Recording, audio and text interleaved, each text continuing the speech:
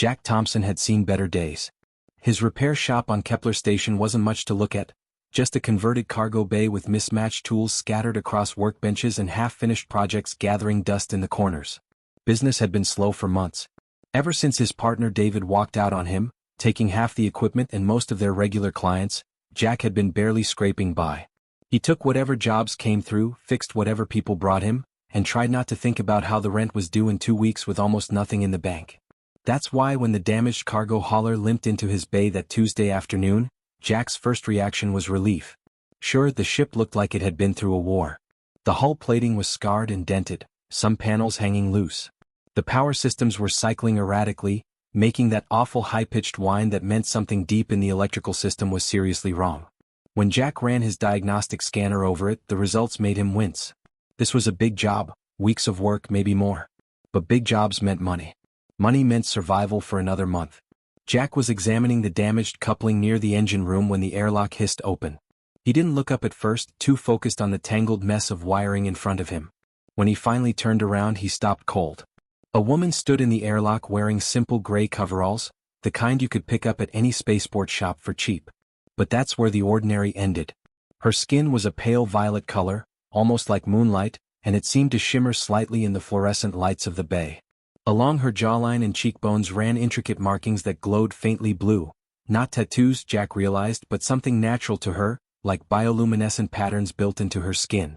She had intelligent eyes that seemed to take in everything at once, calculating and careful. "Hello," she said, her voice calm and measured. "I'm Lyra. I need help with my ship." Jack wiped his hands on his already filthy work pants and nodded. "Yeah, I can see that. What happened to her?" Lyra walked further into the bay, and Jack noticed she moved with an unusual grace, deliberate and controlled, like someone trained in precision movements. "Power core degradation mostly," she explained. "And some hull damage from micrometeorite impacts. I've been trying to limp her along, but she's failing faster now." Jack had worked with dozens of traders and hauler captains over the years. They usually came in frustrated or angry, demanding quick fixes at cheap prices. But Lyra seemed different. There was a stillness to her, like she wasn't panicking about her situation. That was unusual. Most people with a broken ship were desperate. "Look," Jack said, leaning against his workbench, "I can fix this. But it's going to take time and it's going to cost you. My rates are fair, but they're not cheap." Lyra studied him for a moment, and something in her expression shifted slightly. "What if we made a different arrangement?" she asked quietly. "I don't have much credit right now, but I have time and I'm a quick learner. What if I worked for you while you fixed my ship? We could call it even." Jack blinked. That was new. He should have said no immediately. Taking on someone else to manage would just slow him down. But he thought about the empty months ahead, about the pile of work he'd been turning away because he couldn't handle it alone. And he thought about how he actually could use an extra set of hands. "Okay," he heard himself say. "But you follow my instructions exactly. Safety rules are non-negotiable. And you'll be doing grunt work. Pulling wires, organizing tools, helping me move heavy components. It's not glamorous." Lyra actually smiled then, a genuine expression that made her glowing markings brighten slightly. "I'm ready to work." Over the next 3 days, Jack revised his initial assessment. Lyra wasn't just competent, she was exceptional. She seemed to understand mechanics on an intuitive level that surprised him. When Jack explained why they needed to replace a particular circuit board, she didn't just accept it. She asked intelligent follow-up questions about the electrical flow and heat distribution. She never wasted movements, never complained about the tedious work, and she seemed genuinely interested in understanding not just what they were doing but why. By the second day, Jack found himself teaching her more complex concepts. By the third day, he caught himself wondering where this woman had really come from. Because no ordinary trader worked with the precision and knowledge that Lyra demonstrated. Something about her story didn't quite add up. But Jack was too grateful for the help and too focused on the mounting attraction he felt toward her to really press the issue. Not yet, anyway. By the 4th day of working together, Jack couldn't shake the feeling that something was off about Lyra. Not in a dangerous way, at least he didn't think so.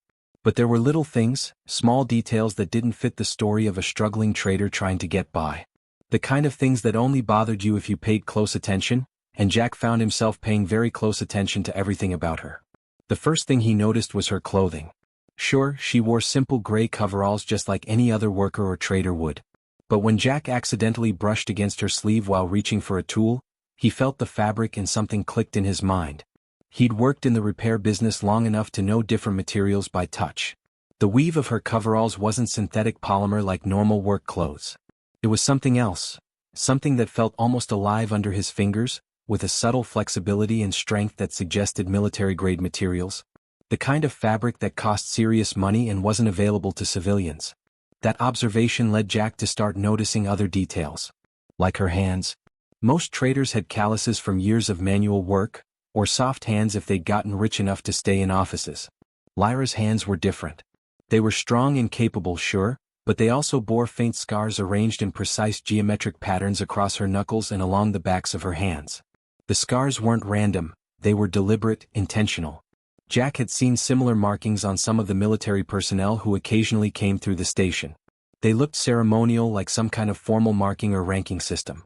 But the real wake-up call came on the afternoon of the fourth day. Jack was taking a break, grabbing some water from the small cooler in the corner of the bay, when he heard the conversation happening near the airlock. A young dockworker named Riley had come by to pick up a package Jack had been storing. Riley was friendly enough, always had a joke ready and didn't mind lending a hand when things got busy. Jack liked the kid. But when Riley saw Lyra working on the ship's main panel, something changed. Jack watched as Riley's entire body went rigid. The color drained from the kid's face like someone had pulled a plug.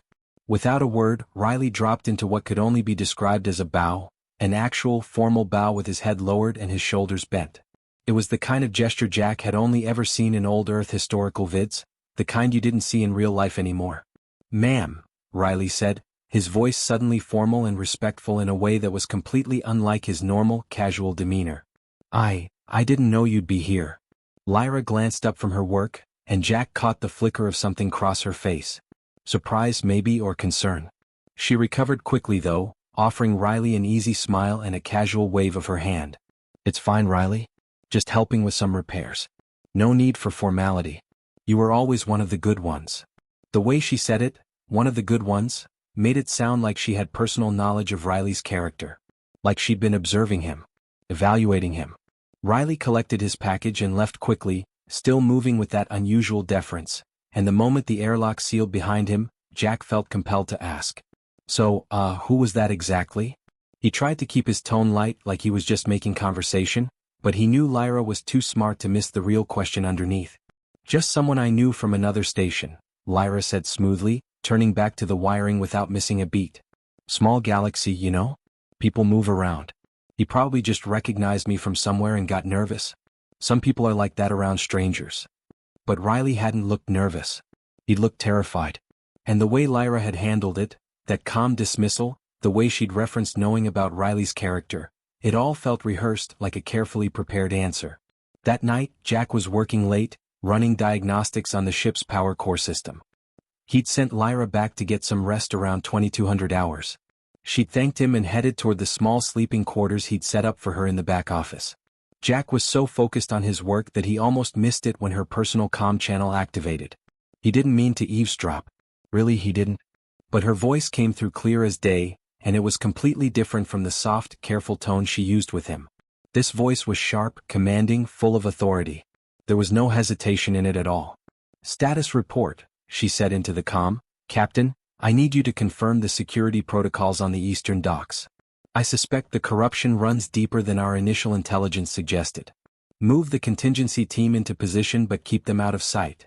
Jack's hands went still on his diagnostic tablet. "Yes, I understand the risks," Lyra continued, her voice dropping lower but no less commanding. "But if we move too early they'll scatter. We need to." She stopped abruptly. Jack realized with a start that she'd sensed his presence somehow. Her eyes met his from across the bay, and for just a moment, her expression was unguarded. He saw something there, recognition that he'd heard her, calculation about what to do about it, and something that might have been regret. Then her professional mask slipped back into place. She ended the comm call with a quiet, "We'll discuss this later, Captain," and turned to Jack with an embarrassed smile that didn't quite reach her eyes. "Sorry about that," she said, her voice back to its usual gentle tone. "Just some personal business I needed to handle." Jack nodded slowly, but inside his mind was racing. Personal business didn't sound like what he'd just heard. Personal business didn't involve docks and security protocols and contingency teams. Lyra was keeping secrets. Big ones. The accident happened on day 6, during what should have been a routine final pressure test on Lyra's ship. Jack had been running these kinds of tests for years without incident. You pressurize the system, check for leaks, make sure everything holds. Simple. Safe. Boring even. But nothing about this repair job had been simple or boring. Jack was crouched near the starboard engine coupling, checking the readings on his portable scanner.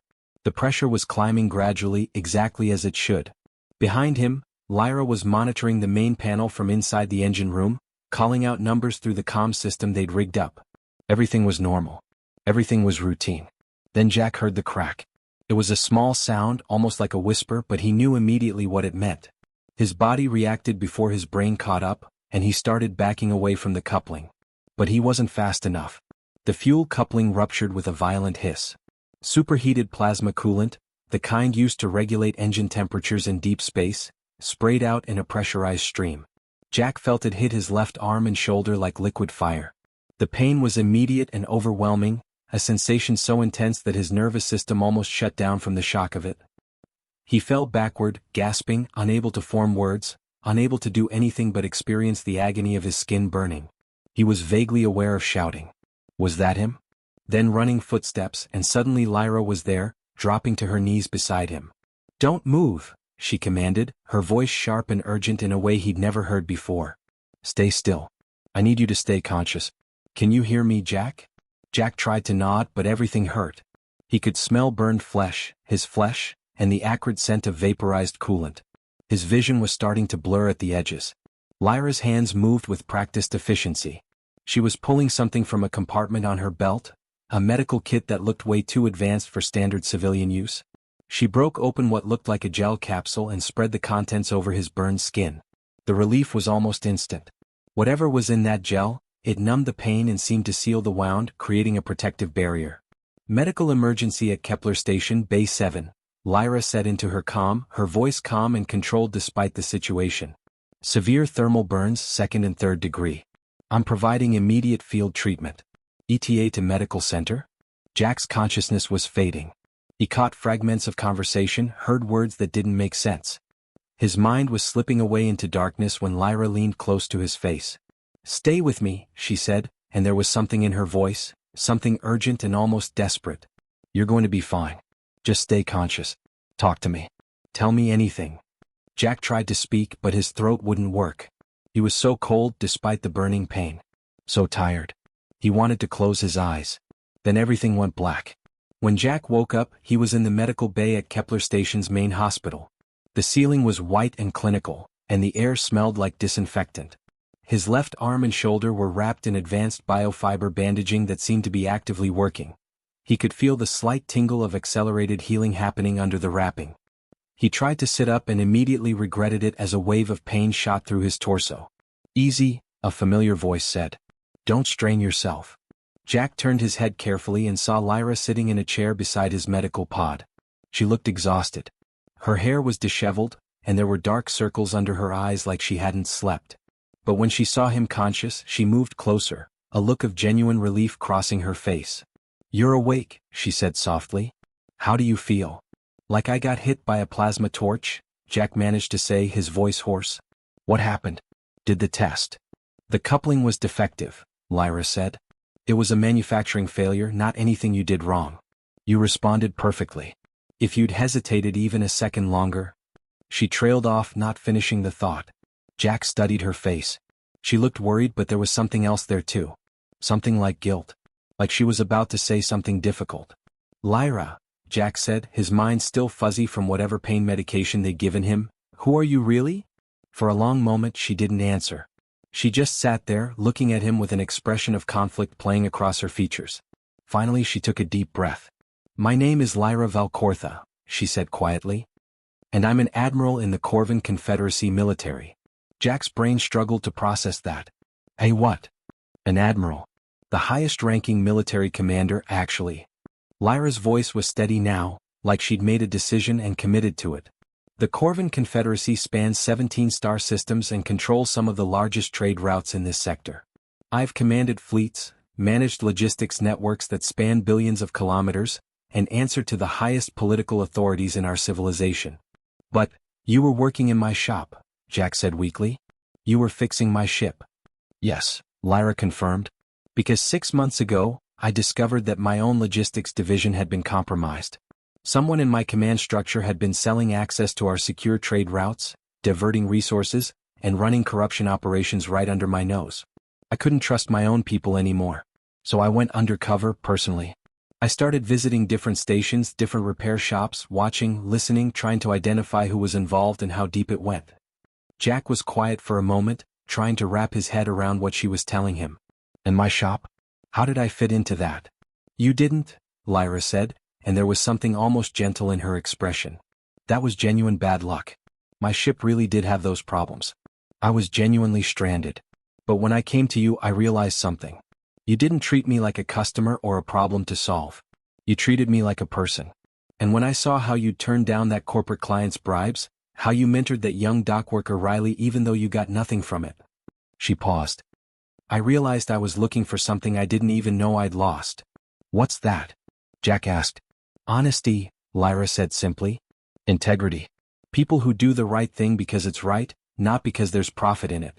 I've spent so long in military hierarchy surrounded by people who want power or advancement, that I forgot what it felt like to just work with someone who was good. Jack spent 2 days in the medical bay recovering. The biofiber bandaging did its job remarkably well. His burns were healing faster than should have been medically possible. By the 3rd day, the doctors cleared him to leave, though they warned him to take it easy and keep the bandaging on for at least another week. Lyra was waiting for him when he was discharged, standing in the corridor outside the medical center with 2 cups of coffee. Real coffee, not the synthetic stuff from the station's vending machines. Jack appreciated that attention to detail. Thought you might need this, she said, handing him one of the cups. They walked together back toward Jack's repair shop, moving slowly because Jack's shoulder still ached despite the advanced medical treatment. It was quiet on the docks that morning, just the usual sounds of ships being serviced and cargo being moved around. Normal station life going on like nothing had happened. I've been thinking about what happened, Lyra said as they walked. About the accident, I mean. And about everything before that. Yeah, Jack said, keeping his eyes forward. He still wasn't entirely sure how to process the fact that his new friend and co-worker was apparently a high-ranking military officer from some sort of galactic empire. I owe you an explanation, Lyra continued. About why I came to your shop in the first place. About what I was really doing here. But also about something else. They reached Jack's shop and stepped inside. The repair bay looked exactly as they'd left it. Lyra's ship still on the service platform, half disassembled, waiting for the final repairs. Jack settled himself onto a work stool carefully, trying not to aggravate his healing burns. I want to explain something to you, Lyra said, standing across from him with her hands clasped in front of her. When I first came here, I was looking for corruption. I was looking for traitors. I was looking for people I couldn't trust. That's a lonely way to live, Jack. Suspecting everyone. Assuming the worst of the people around you. Jack nodded slowly. He could understand that. But while I was here, Lyra continued, I watched you work. I watched how you approach problems. Most engineers, especially the ones I work with in the military, they see a broken system and they think about how to exploit it for advantage. They think about optimization and profit margins. But you saw that old coupling and you asked yourself how to make it last longer. How to make it safer. How to honor the original designer's intent while improving on their work. She paused, and Jack realized she was being genuinely thoughtful about this, not just making conversation. You treated objects like they had stories, Lyra said. Like they mattered beyond their immediate function. I've never seen that before, not in anyone who works in logistics or military command. Everyone I know looks at a ship and sees a tool. You look at a ship and see something that deserves respect. Jack felt his face warm a little. He wasn't used to being analyzed this way. Then there was the matter of the bribes, Lyra continued. She was referring to an incident from earlier in the week, when a wealthy corporate client had offered Jack a substantial payment to skip safety checks on their cargo hauler. Jack had refused immediately despite needing the money desperately. He'd explained to the client that he wouldn't compromise on safety standards no matter what they offered. I had someone watching you that day. They reported back that you'd turned down enough credits to keep your shop running for 3 months, maybe more. You did that because you wouldn't bend your principles.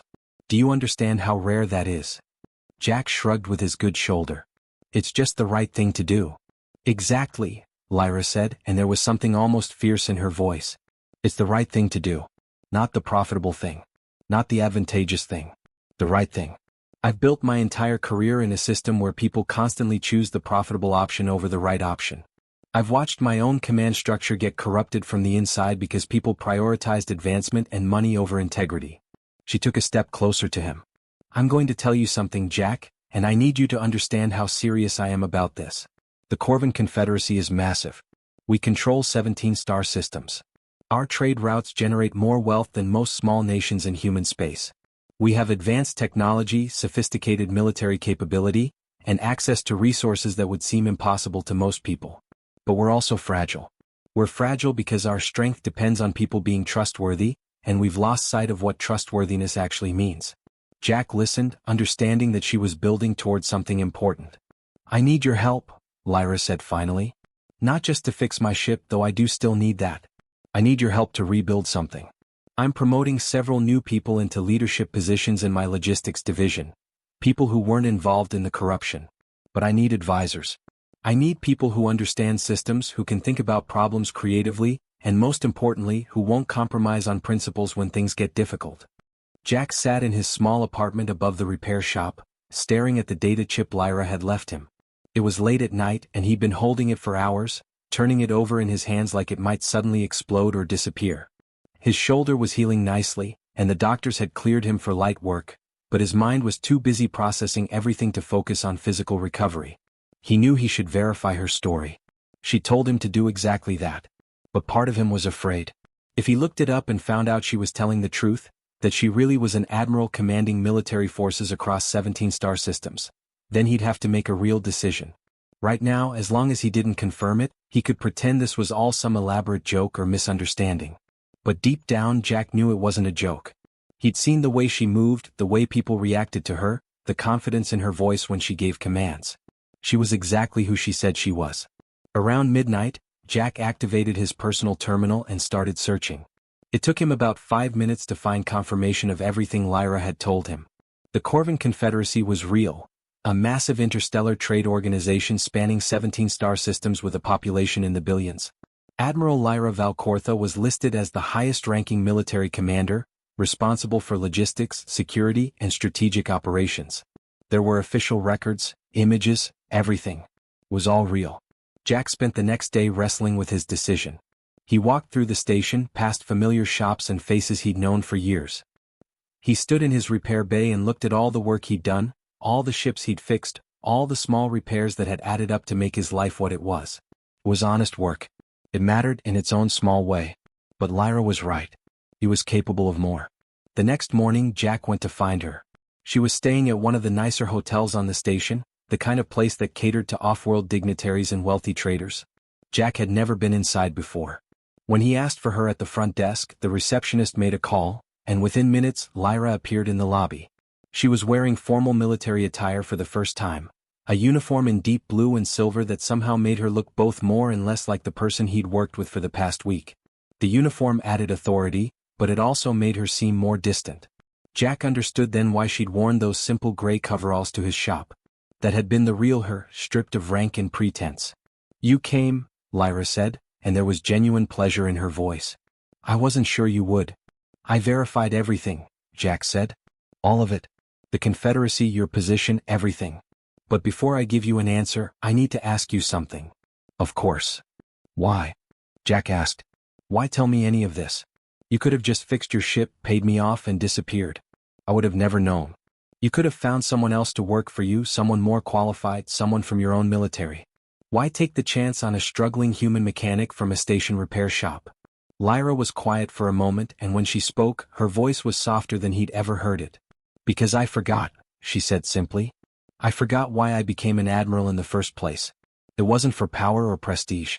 It was because I wanted to protect things that mattered. I wanted to keep systems running smoothly so that people could live their lives safely. I wanted to make sure that the people who built and maintained those systems were treated fairly and respected." She looked directly at Jack. "Somewhere along the way, all of that got lost in politics and advancement and the constant pressure to prove myself. I became so focused on finding corruption that I forgot to look for integrity. And then you showed me that integrity still existed, that people still made choices based on principles rather than profit. You reminded me of who I wanted to be." Jack nodded slowly. It made sense. I accept, he said. Your offer. I'll work for you. Lyra's face broke into a genuine smile. 6 months later, Jack stood on the observation deck of a Corvan military flagship, watching 3 star systems rotate slowly against the infinite black of space. Each one represented a different sector of the Confederacy's trade network, and each one was beginning to implement new protocols that Jack had helped design. His small repair shop on Kepler Station was now being run by Riley, the young dockworker who'd recognized Lyra all those months ago. Riley had proven to be an excellent mechanic and an even better manager. Jack had set up a trust fund to ensure the shop would thrive, and Riley checked in with him regularly, updating him on new clients and projects. The shop that had been struggling to survive was now thriving, turning away work because they had more business than they could handle. But Jack's life had changed dramatically in other ways too. The position Lyra had offered him wasn't just a job, it was a complete restructuring of his entire existence. He worked with advanced technology that made his old tools look like stone implements. He had a team of engineers and logistics specialists reporting to him. He traveled between star systems, overseeing repairs and maintenance on ships worth more money than entire planets. He wore a uniform with insignia that people recognized and respected. She pulled a data chip from her pocket and set it on the workbench between them. That chip contains an employment contract, Lyra said. I'm offering you a position as Chief Engineer and Strategic Consultant for the Corvan Confederacy Logistics Division. The salary is, well, it's probably more money than you've seen in your entire life. The position comes with access to technology that doesn't exist in most of civilized space. You'd have a team working under you, resources at your disposal, and the kind of security that comes with working for one of the most powerful military organizations in this sector. Jack stared at the chip like it might bite him. But more than that, Lyra continued, you'd have the chance to help me fix something that's broken. Not just the logistics system, the entire approach to how we think about leadership and responsibility. We've gotten too far from the idea that power should serve something other than itself. You could help change that. She paused, letting him process. I know this is sudden, Lyra said. I know you probably want time to think about it. But I also want you to understand something. Staying here, running this small shop, struggling to make ends meet, that's an honorable life and I respect it. But you're capable of so much more. You could help shape the future of multiple star systems. You could ensure that the people who work in our supply chains are treated fairly, that corruption gets rooted out, that systems are built to last and to serve the people who depend on them. Jack looked up at her. Why should I believe you? Why should I trust that this is real? You shouldn't, Lyra said simply. Not yet. That's why I'm giving you time to verify everything. Contact any of the authorities on this station. Look up Corvan Confederacy records. Talk to people who work in interstellar commerce. Find out if I'm who I say I am. Then when you know it's real, come find me. We can talk again. She headed toward the airlock, then paused at the door. One more thing, Lyra said, turning back. Thank you. For treating me like a person when you didn't know who I was. For working honestly even when it cost you. For reminding me why I wanted to do this job in the first place. Then she was gone, leaving Jack alone in his shop with a data chip and a decision that suddenly made his comfortable, struggling life seem very small indeed. Most importantly, he'd been instrumental in helping Lyra dismantle the corruption network that had infiltrated her logistics division. Working with military intelligence and using his understanding of maintenance systems and supply chains, Jack had helped identify 11 high-ranking officers who were involved in the scheme. His insight into how systems actually worked, not just theoretically but practically, had proven invaluable in tracing where the stolen resources were going and how the corruption was being hidden. Today, Jack was reviewing designs for a new maintenance fleet. It was one of his proudest accomplishments. Most military vessels were built for maximum efficiency and combat capability. But Jack had pushed for something different. He'd advocated for ships designed to last, to be maintained easily, to prioritize the safety and comfort of the workers who serviced them. The new designs incorporated principles that seemed obvious to him but revolutionary to the military engineers who'd never thought about maintenance from the ground up. Those look good, Lyra said, appearing beside him at the observation window. She was still in her admiral's uniform, but there was something more relaxed about her than there had been 6 months ago. The constant tension seemed to have eased since the corruption had been rooted out. I was thinking about the workers, Jack said, pointing to a specific section of the design. Most maintenance happens in tight spaces where people are uncomfortable and stressed. If we adjust the access panels here and widen this corridor, it reduces that stress. Happier workers do better work. Better work means fewer problems down the line. Lyra studied the design carefully. You know, she said, most engineers would just focus on the technical specifications. They wouldn't think about the human element. Most engineers aren't you, Jack said. And I learned from the best. They stood together in comfortable silence, watching the 3-star systems rotate. Somewhere down there, thousands of ships were carrying supplies and cargo, supporting billions of people. Behind every one of those operations was a system that had to work correctly, that had to be maintained and cared for by people who understood that their work mattered. Jack thought back to his small repair shop on Kepler Station. He thought about the battered cargo hauler that had limped into his bay that first day.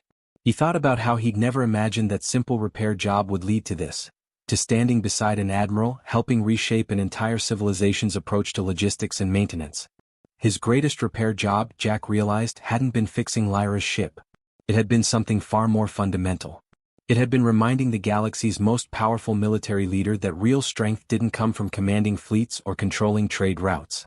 Real strength came from the people who built things, who maintained systems, who showed up day after day and did the honest work that kept civilization running. It came from integrity. And sometimes, that was the most valuable thing in the universe.